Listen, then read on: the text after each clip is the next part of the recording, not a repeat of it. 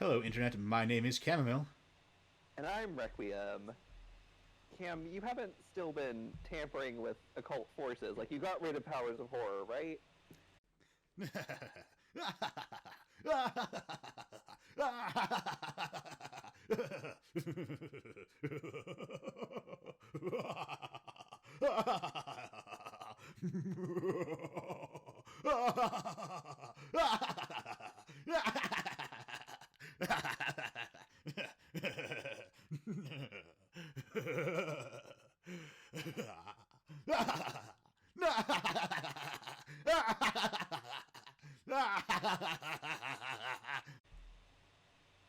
Yes.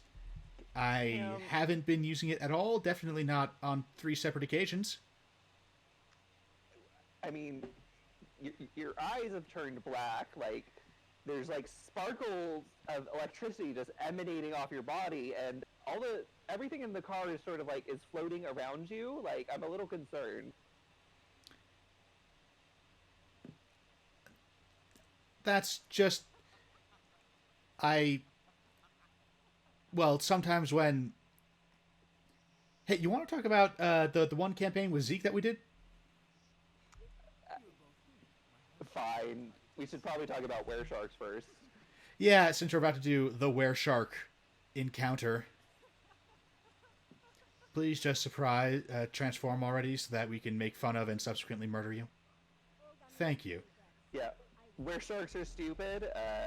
They don't work as a horror creature. They could potentially work as a fantasy creature. Like, Yeah, if you're gonna do a were shark,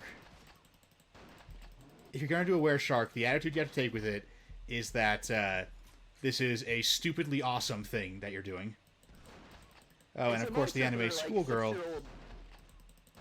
Of course the anime schoolgirl. If I'm seeing this correctly, I'm seeing this out the corner of my eye. But yeah, no, she is the only one in the game who can get a panty shot. So that's a thing. I guess that's in genre. If we're having an anime schoolgirl for some fucking reason. Like, it's a monster for 6-year-old boys. Like, there was literally Yeah. street sharks. It's a monster for 6-year-old boys and for properties that are sort of, in a camp kind of way, embracing the 6-year-old boy aesthetic despite being too old for it. Which is fine, Or like, but, like, that is not what this game's aesthetic is. if you have a gigantic kitchen sink and you just need monster, I guess is acceptable. Like for like a Pathfinder, like or D&D. But in this setting, it strains everything. It's what I call the terror bird problem, which is terror birds were a prehistoric animal. They're very large birds with killer claws, but they look like giant chickens. You can never make a terror bird scary. There's certain things that you cannot make actually scary. Even though in the real world, in the real world, a giant human shark hybrid would be terrifying, but this is fiction, Right. and you can't actually make it terrifying.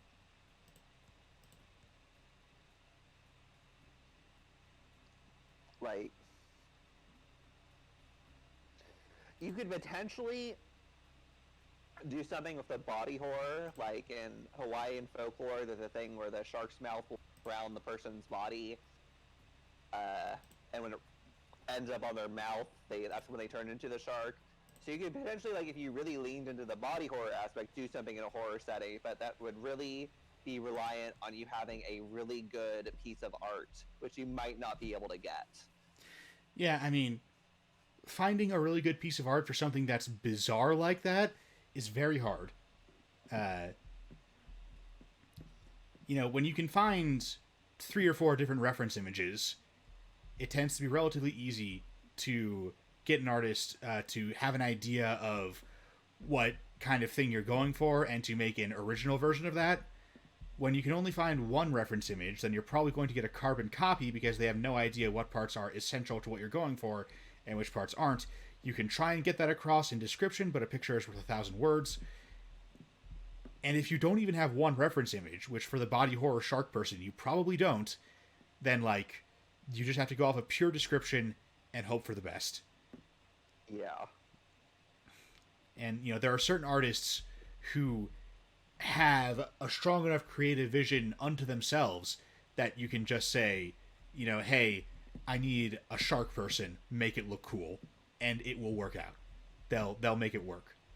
Like the guy who did the Star Wars art, he basically codified the entire Star Wars look, and that worked out fine because it turns out that he had a strong vision of what the Star Wars universe was going to be like, and that vision looked super awesome. H.R. Geiger. Yeah. Another person who has this very strong vision that permeates all the Alien movies, even though he was only involved in the first one. Right, and you were saying deal with Star Wars, where like people picked up. I wish I could remember his name because I like to give people credit, but I hate remembering names. I'm terrible at remembering names. But yeah, like the guy who did Star Wars, he only worked on the original trilogy. I'm not even sure if he was still there for Return of the Jedi or not.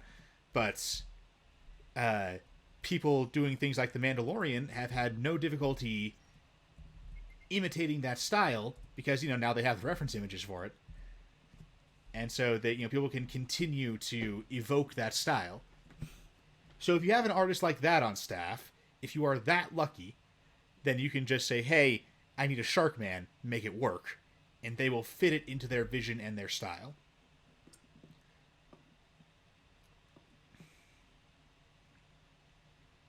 The problem being is you probably don't have an artist like that. But yeah, like artists like that are exceedingly rare. So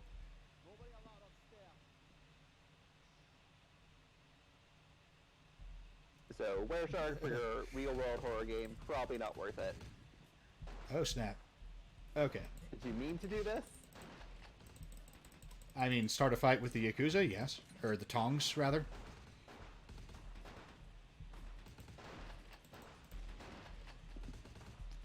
I did not mean to start it in such a way that they would be all around me.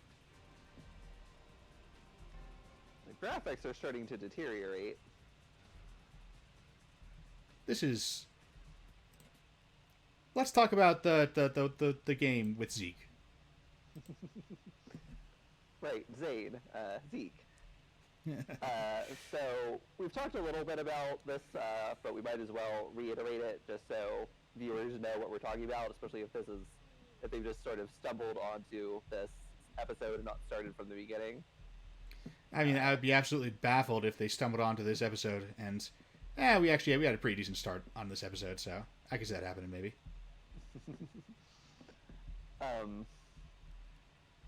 Like, I expect that most people watching this episode are people who saw the supercut and wanted every gory detail. Like, I imagine that's how most people reach these full-length videos, is that they see the highlights, and they're like, you know what, this is pretty cool. Because the highlight reels, the supercuts, are really good. I stand by those. But we definitely have some slow bits in the raw materials here. Well, then this would probably be good for the supercut. Yeah, that is also true. So, like, it's a good idea to have it. I just, kind of when you said that, sort of my first thought is, like, no one who stumbled onto it got this deep into the episode.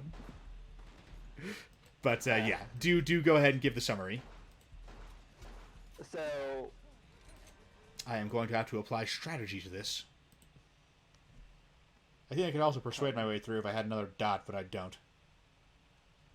How much do you need to raise your persuasion?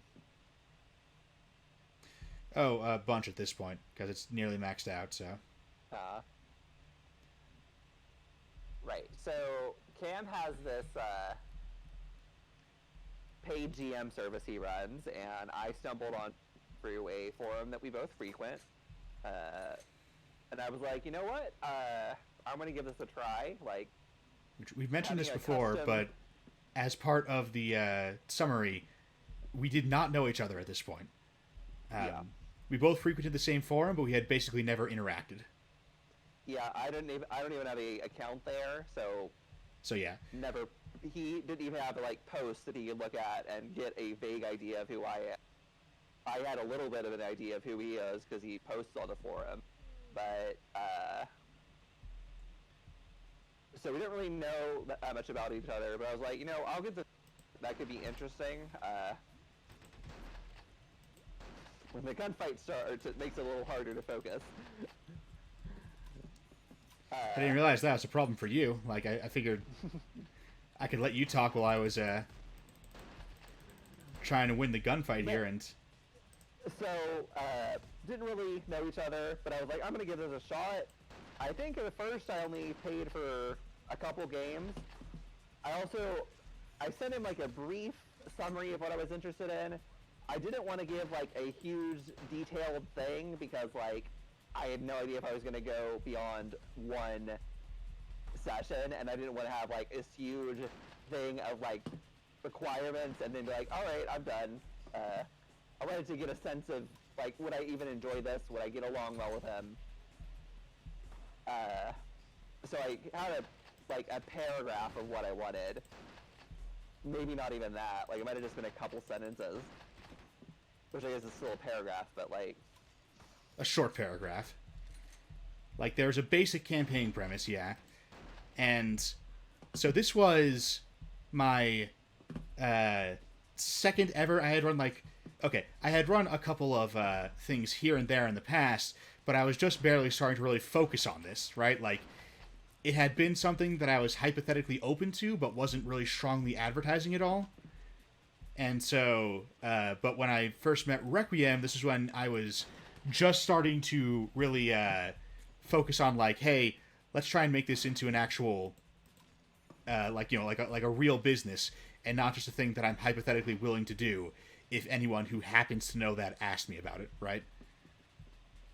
Which means that I didn't have a whole lot of... I had plenty of experience, of course. You don't go into professional GMing without having done a whole lot of it in, the regular volunteer way first. At least not if you want to give your customers a remotely worthwhile experience. So, of course, I had done plenty of GMing, but what I had not done is I had not done GMing for other people's campaigns very much. Okay,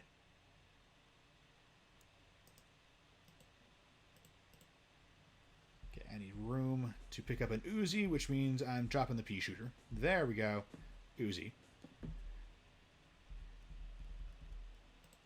So, when he sent me this very brief thing, I didn't have enough experience to realize that I should probably ask for a little bit of elaboration on this. Like, I have a basic idea of what he wants, but I could really use like an extra page-ish to really block out where this is going to go.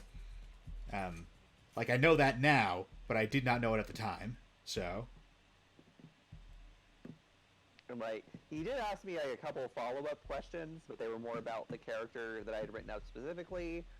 I thought about, like there were points where I was like, maybe I should, like, say specifically what I want. Like, it was funny because the character is a high schooler, and going into it, I was a little worried the game could be excessively focused on the high school stuff, and I was like, I thought about saying to him, hey, don't worry about, I don't want it to be just the high school stuff, and it ended up being not the high school stuff at all, which having some high school stuff would have been what I wanted. I just... Yeah, didn't know so what I needed to say. Not knowing Requiem at all, I just kind of... So there's that forum that we both frequented. So I basically just... Since I didn't know Requiem at all, I was just like, what would an average member of this forum want out of a game like this? And the answer was not a whole lot of high school stuff at all. I still had less than I intended, but that's basically because I accidentally wrote myself into a corner very early on, where in order to get the game into the werewolf stuff as fast as possible, I had accidentally done, like, terminal damage to Zeke's... Zeke is the name of the character. To Zeke's, like, mortal life.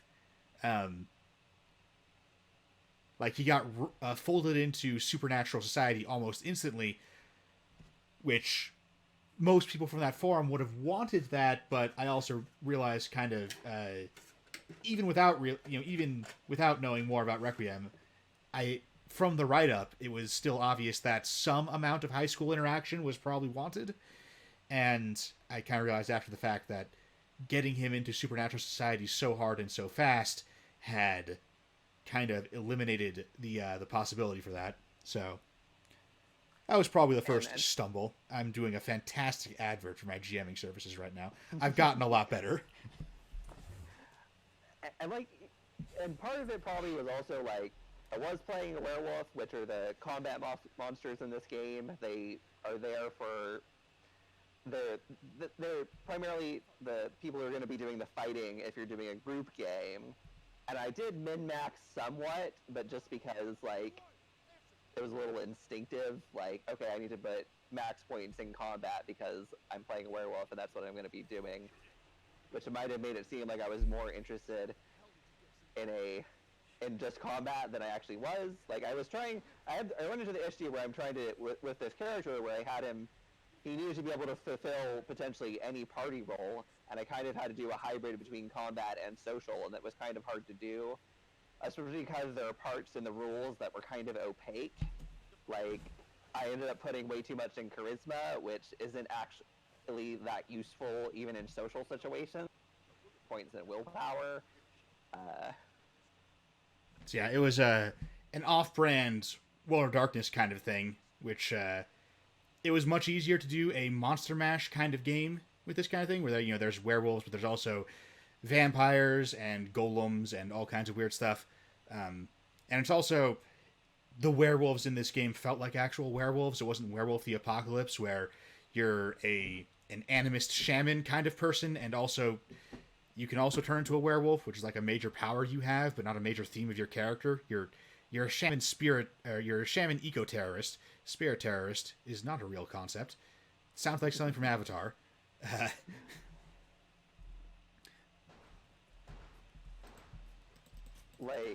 But yeah, that's part of what attracted me to the game. Is it's one of the few games that gives you a way to play a werewolf that actually feels like a werewolf game. Like, there are werewolves that feel like werewolves in, like, Pathfinder, but you can't really play them. The werewolves in World of Darkness don't really feel like werewolves at all. I was part of the attraction, and this is how I want to play a werewolf. I want to be an actual werewolf, not some weird eco-terrorist or whatever. I want to have the wolf thing be a major motif, not like a side aspect. Right. And so, the game that we were playing had a lot of flaws, but it was basically the only game that did that specific thing, which is weird. You would think playing a werewolf would not be this hard to nail down, but it is, apparently. So there was a very short list of games that could do that, and of the games I know of, that one is definitely at the top of the list, even though in running it, there were a lot of, in some cases, fairly egregious flaws that came to light. Probably the biggest one was the lack of a bestiary. We ran into I think we know all of the issues with this game because we ran into, I think, all of them. I mean, or are there even more that we don't know about? Like, I feel like we gave it a pretty thorough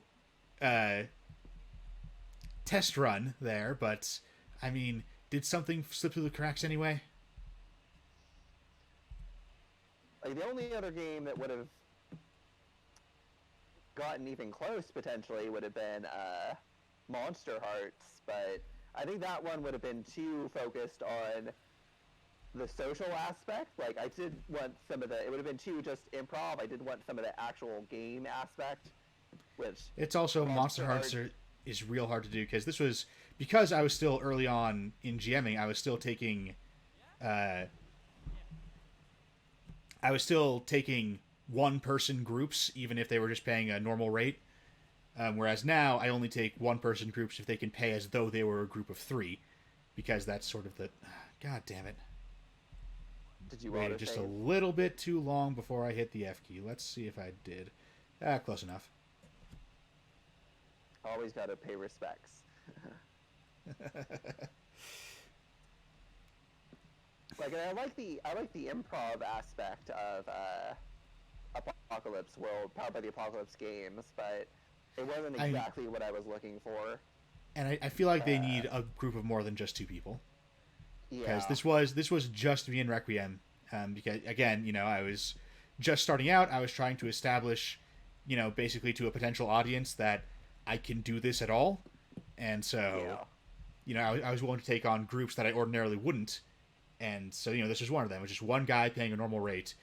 And it worked out great, but I don't think it would have worked for Monster Hearts at all, because I don't think that kind of improv works very well with just one person. Right.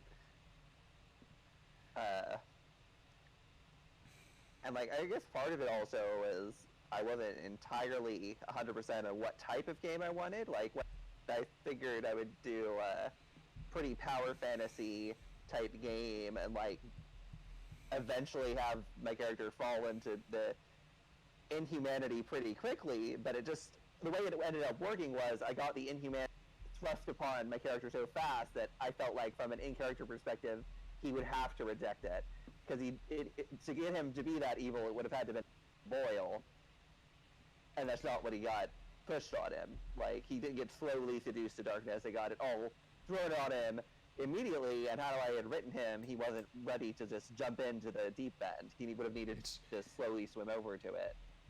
Yeah, it's basically the bottom line. You know, the supercut summary is that the forum that we both, you know, the forum that he had found me through was real strong on the Game of Fangs angle, and like I don't want to say that this would have been better as a Dead Poet Society game because it's not that entirely, but it definitely would have had, you know, sort of a sitting at the edges between Game of Fangs and Dead Poet Society, more towards that gray area, as opposed to pure Game of Fangs. Whereas, you know, normally people from that forum that we had gotten that he had found me through, that's the order of the words I'm looking for, like that is their preferred means of play, where, you know, you are just a supernatural horror in a supernaturally horrible society, and, you know, you might personally be a good person, but you are sort of just immersed in this cartel war over drugs, which are actually people. Yeah. It's like even by the end, like, because I had not intended this character to be essentially a paladin, doing good, just because he'd not been acclimated to the sort of the darkness of it. Like to do that, it probably would have to gone from, like to have a transition from the Dead Poet Society slowly into the Game of Fangs. Right. That more power fantasy aspect. But again, Cam and I didn't know each other and we had different expectations. Which is funny because, like, I am, like, not only willing but interested in running this kind of game, but because this was a professionally run thing, you know, I wasn't.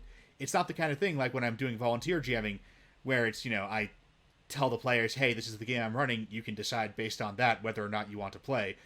With, you know, professional GMing, it's like, hey, I want your money. Tell me what kind of game you're willing to pay for. Yeah. And like part of it was I was a little reticent again because I had no idea. I didn't know Cam. Didn't know if I was something I was gonna want to continue on a long-term basis. If I was going to be willing to pay for it. So I also didn't want to be like, I didn't want to come in with a huge list of demands and then back out. Which is appreciated, by the way. I've had someone, and this was even after I was charging for like full groups. This is someone paying like something like $90 per session for a completely custom game just for themselves. And so, like, I don't blame them. Like, that's a lot of money. So I see why after a session or two, they're kind of like, this isn't actually worth it. But at the same time, it is really annoying that, like, you know, I built out this custom campaign. You know, I had the first couple of sessions completely mapped out, and then I had a greater setting partly mapped out based on their specific requests. And then, like, 2 or 3 sessions in, they were no longer interested. Which, like, I get it. It's a lot of money. But it is, like, it's definitely greatly appreciated that someone who isn't sure whether or not they want to continue doesn't, you know, deliver just a ton of information that they want to, you know, pages of information of what they want. That's definitely a thing I appreciate having from someone who I know will be paying long term. But yeah, there is early on there is an issue of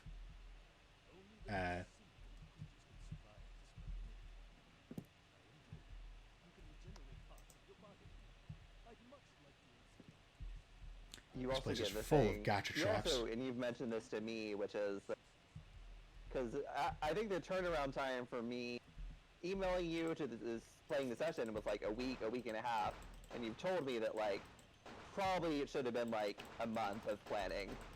Yeah, like...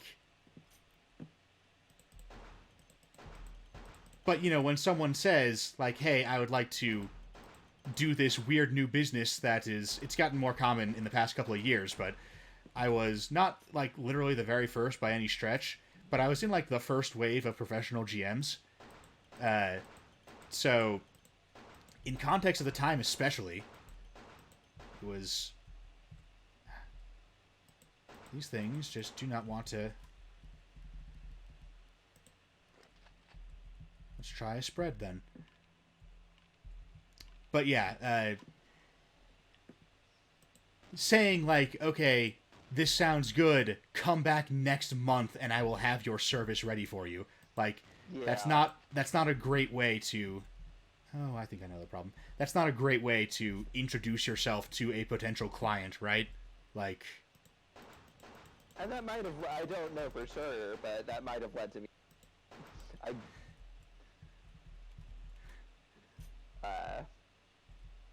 like, now, obviously, I'd be fine with that, but right.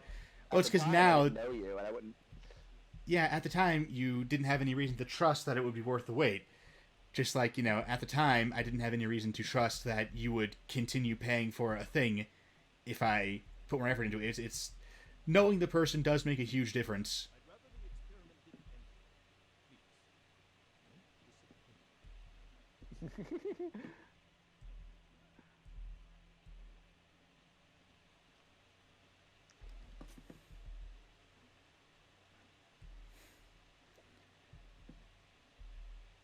And the other This thing guy... that... Okay, I'm absolutely required to kill this guy, aren't I? Alright. Can I not? I can't even get his delicious blood.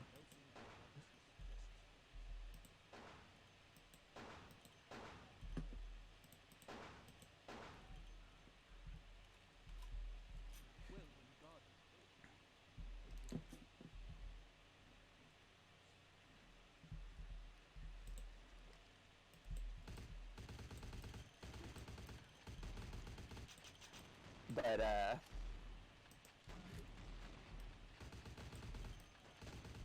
this is another aspect where I guess I should have gone into more detail with you, but it was kind of the whole... So, you're not gonna die, are you? I should be alright. Alright. You're very low on blood. Yeah, I am cutting it close. But I've got him down to just a few shotgun ears left.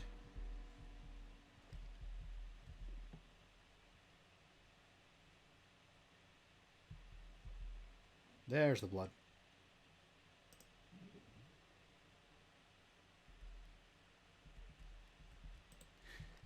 But,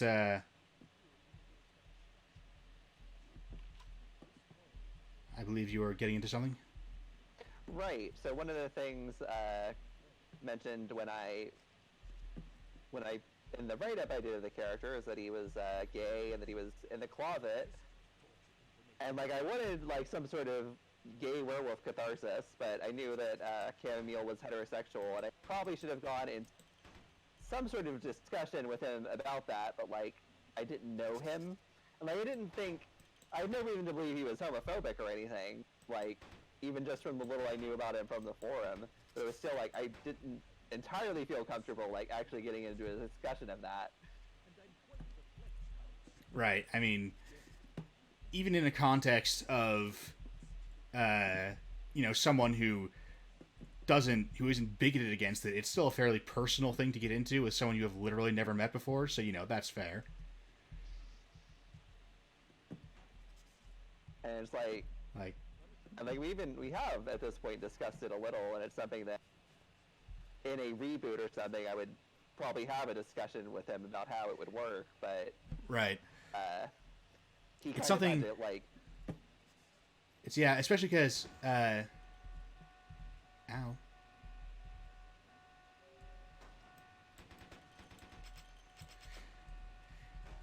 It's something that I tried to look up on my own, but, the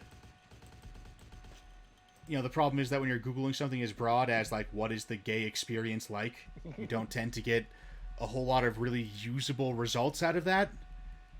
So, it's something that I was sort of holding in reserve the entire campaign, basically because I didn't want to do it, botch it up, and then have that be, how this campaign dealt with the gay experience, which is clearly, a thing that was fairly important to the character in the game that Requiem wanted to run. Like, it's like, I got this, that it was important to get this right, but,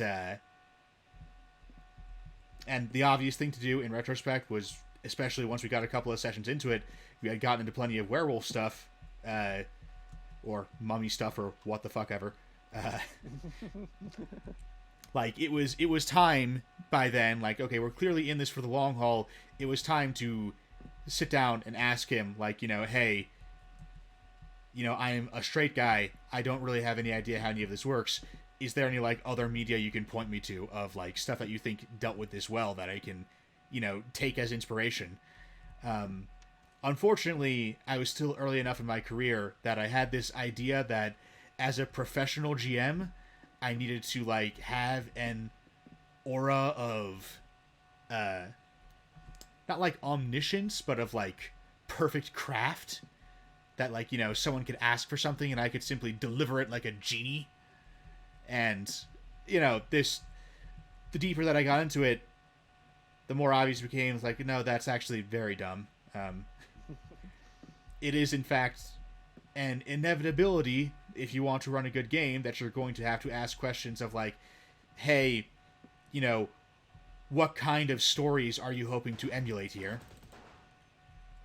What kind of other media do you think has gotten this right to give me a basis of things to design the game around?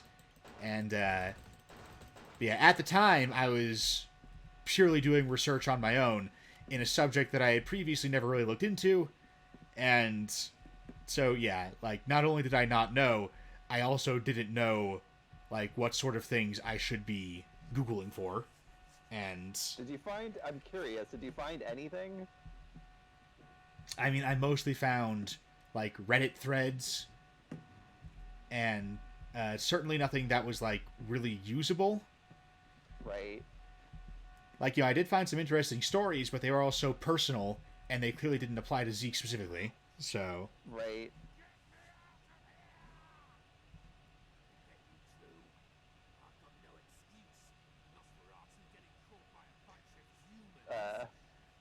Another Nosferatu who is basically just a goblin. Just, while we're here real quick, yeah, like, put a beanie on and he looks fine. Yeah. Like, now I would very easily be able to produce, like, a list of, like, media, or even just, like, talk to Chamomile. I would feel comfortable enough, like, sitting down and talking to him about it. But at the time, it was like, I could have given him a list of media had he... But at the time, Yeah. I kind of left him in the dark about that. Which, it is just, like, we're both very story-literate people, right? There was an opportunity here, and, like, we're still friends, so odds are this will happen eventually, but I need to clear up my schedule at some point, which means I need to get more successful so that I can close down one of my paid games and run a volunteer game in that spot that is just, whatever I want to run, whether or not the people who are playing in it can afford to play, which is what I would prefer to be doing, but I also really want to be financially independent, so, in the sense of not being dependent on any one employer for income, right? By the way, because that has, like, 3 different definitions, but that's the one that I'm using. But, yeah, so we're both very story literate. This had a chance to be, like, a very story-focused game in a way that you don't usually get, just because everyone involved is, a story geek who That was getting very annoying. I should have found that switch earlier. I forgot it was there. But yeah, because everyone involved is a story geek who is aware of things like, pacing and the importance of theme and such. That seems like it was unnecessary. Where the hell is this computer we need to hack? Man, this is going to go horribly into the supercut. And now that I've done the Kingdom Hearts supercut, I am now very aware of that, when we sort of, especially me, I do this, I'm really bad about it in particular, but, well, it's a good thing we got out of there when we did, because it looks like the final room was not going to be a whole lot of fun.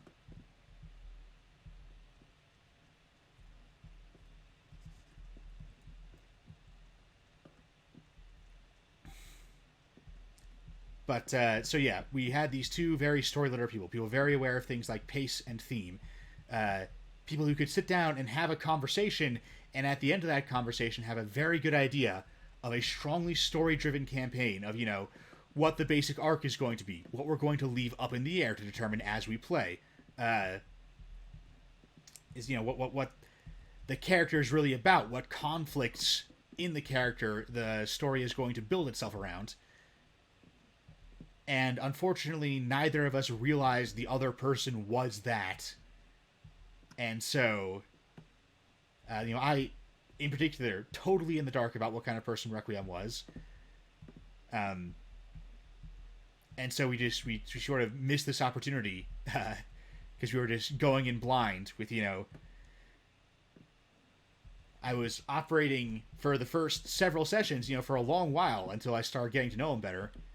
That this was going to be a usual thing with players where they show up, they have a character they want to play, and, there's definitely a theme that they want buried deep in their heart somewhere, but it would mostly be on me to figure out what that was and to give it to them, which is usually what you have to do with professional GMing, because ordinarily, your players aren't story nerds who have the vocabulary to articulate all this stuff. And so, that's like, part of the job that I do. But it definitely goes a lot smoother when you can just sit down and have a conversation with someone from day one. Yeah. I felt like that it wasn't enjoyable. Yeah, no. There weren't fun parts. Like, There were a couple of scenes that worked very well. Everything between... Oh, and I just saw his name a bit ago, but I'm already referring to him as Mr. Spooky in my head again, which was Zeke's sarcastic nickname for this one. He was I have his name up, or you can find it pretty easily. Salvatore Wright. Salvatore Wright, that's the one. He had, he was a deathly pale death wizard, and...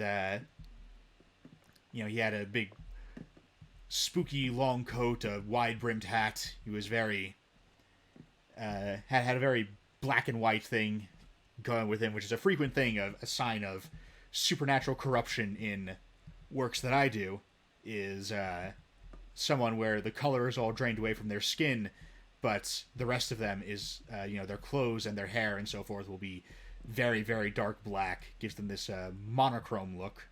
It's a relatively subtle sign of corruption that I tend to use a lot. And this guy was deep enough into it that, he was extremely shock white and had absolutely jet black everything that wasn't his skin. Can I poke these somehow? What are we looking for? We are looking for the way out, I guess? Yeah, looks like we don't have any active quests. Roger. How do I get out? Do I just have to go back through the... I'm going to try going back through the... But yeah, like, all of the interactions between Mr. Spooky, between Salvatore Wright and Zeke worked very well. Wright was deeply entrenched in the supernatural conspiracy. Zeke was a newcomer. Zeke didn't have a whole lot of respect for the supernatural conspiracy so far as he was concerned, and he wasn't wrong. It was just another bunch of power mongering authority figures trying to tell him what to do and how to live his life. And I guess we should describe Zeke a little. it's yeah. Why don't you go ahead? He's your character. I'm sure you can do that better than I can. So Zeke was like, as I described him, like a punk type, don't tell me what to do, teenage rebellion type. He's probably full of delicious blood. He probably is, but he's also hostile and resisting.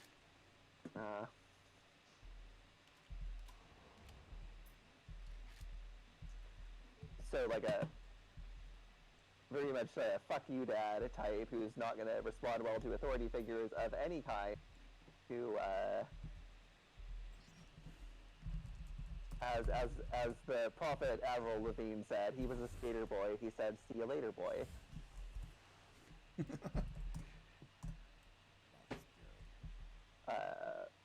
Kind of a teenage miscreant. The story opens him and his friend going to a party somewhere out in the suburb of Houston that probably should not be going to. And also his parents are very disappointed at him. So sort of the type who's not going to respond well to authority figures. Okay, we're using dark magic. I'm trying to no-clip out of this because we got stuck in this somehow. Ah, there it is. Now, it might not look like the dark magic was directly beneficial, but we used dark magic, and then a little bit later, the problem was solved. So, I'm calling this a win. You've turned bone white, and all your hair fell out. This is a new fashion trend. Let's keep talking about Zeke. Let's go ahead and so that's the basic idea of Zeke. But is that all there is to Zeke? We kind of got cut off halfway through the explanation by something. Right. He was also very actively rebelling against his parents. His parents being like conservative Texan types. He was aggressively liberal. I think we've mentioned the name Houston After Sundown, but if we haven't, this took place in Houston. So it was Texas. It's a very liberal city surrounded by a bunch of very conservative hinterlands. So yeah, part of the reason I chose Houston is this is like of the standard settings in this game, it was the closest that you could do to sort of somebody in a conservative, repressive society in America sort of rebelling against that. Because the other cities were New York and San Francisco, so you can't really do that storyline in those cities. And like, I don't know that had I been given a list of cities to pick, like had I been able to pick any city, I don't know that I've picked Houston, but Houston was of those three, I felt like definitely the best choice.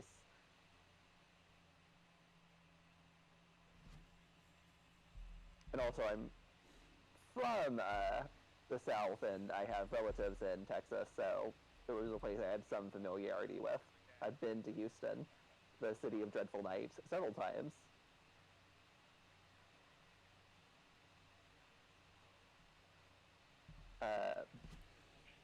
But I think, like, as you can tell, that's very much the sort of character who played very well against Mr. Spooky, Salvatore Wright.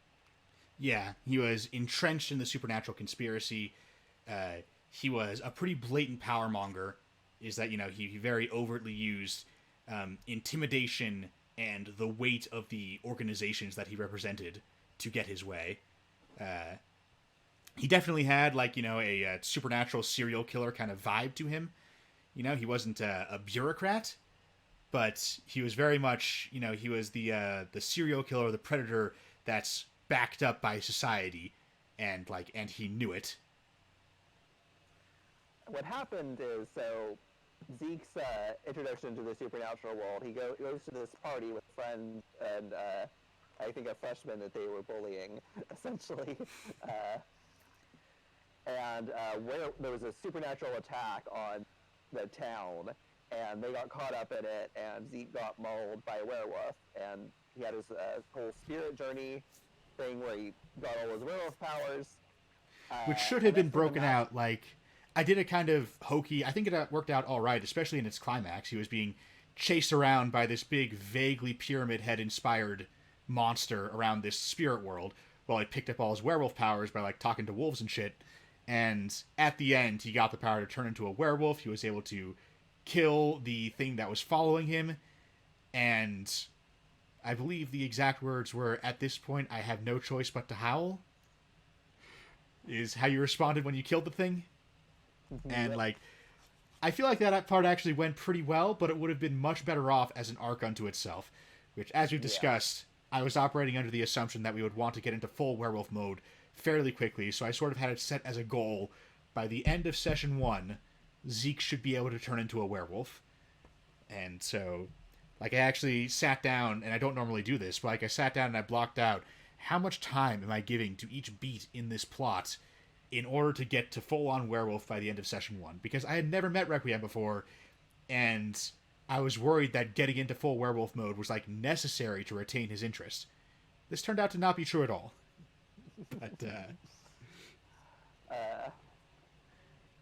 and the issue that came out, I feel like that kind of came out of the party that ended up affecting the campaign a little negatively, was the masquerade kicked in. So immediately these supernatural conspiracies are, and his friends who have witnessed the supernatural attack. And that's what leads to Mr. Spooky calls, sort of quote unquote rescues one of his friends, and it's like, "Oh, you're gonna have to pay me back on this." And at the time, Zeke's like, "Okay, sure," not really knowing what he's getting into, and so he gets the help with rescuing his other friend. But then Mr. Spooky wants payment, and his payment is that he ends up wanting is, "You have to go kill a guy who is perfectly innocent for me," and that was at this point because Zeke has just barely been introduced way too much of half. So of course he just ends up being like, no, because it was like it was an ACLU lawyer.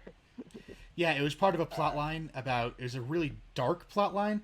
It's actually, this is a situation where I was never really certain about this plot line, but I was also, it was the plot line that, like, I had a passion for, but it was also a plot line that I was really concerned was way too dark, because it had a lot to do with ICE and, like, immigrants who could be disappeared by the supernatural conspiracy and then, you know, used as a resource, as, you know, a source of blood, of flesh, of various things that different monsters needed. And, like, that is real grim. And it was always something like, I think that's too much. I'll go with another idea as soon as I think of it. And then I never thought of a better idea, so I just had to go with that one. I never even did a particularly good job of tying that specific guy to that plot line. I think it was in an earlier episode we were talking about this, and Requiem was basically realizing for the first time that these two were supposed to be connected, because I didn't do a good job of connecting them together. Hazards of having built the entire campaign in a week. Yeah, I did not realize those were connected.